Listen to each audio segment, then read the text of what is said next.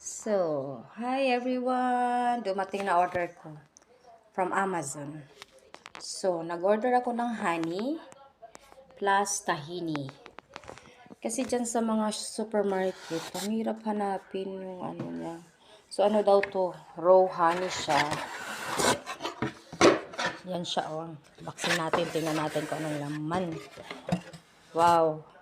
Malaki lang pala ang box niya. But anyway. Oops!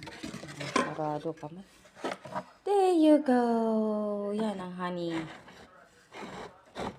Cassette siya. Para tumigas yung honey. So, ganyan siguro talaga pagkaro na honey siya. So, dalawa ang laman yan. Isang box. So, buksan natin man yung isa.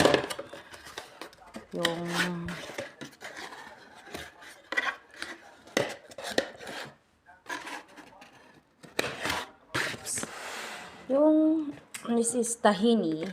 So, ito naman, this is tahini. Tahini siya. Paano ba to? Ginagamit ko to siya is pampalaman. Yung iba na ginagamit nito sa pagluluto. Hindi pala sa pagluluto. Sa sauce. Mga salad na sauce. Yung iba, hinahalo lang siya. Masarap siya.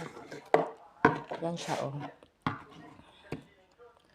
Yan siya, tahini, sesame seeds, sesame paste siya. So, organic daw ko, no. Ang tanong kung totoo ba. But, yeah. Sa Amazon ko to sila in-order. Ganda.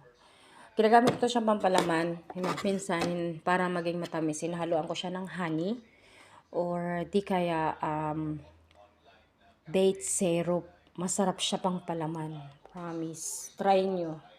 Masarap siya. Sa sauce pala ng lumpia. Peanut butter pala yung ginagamit ko. Sorry. Okay, guys. Thank you.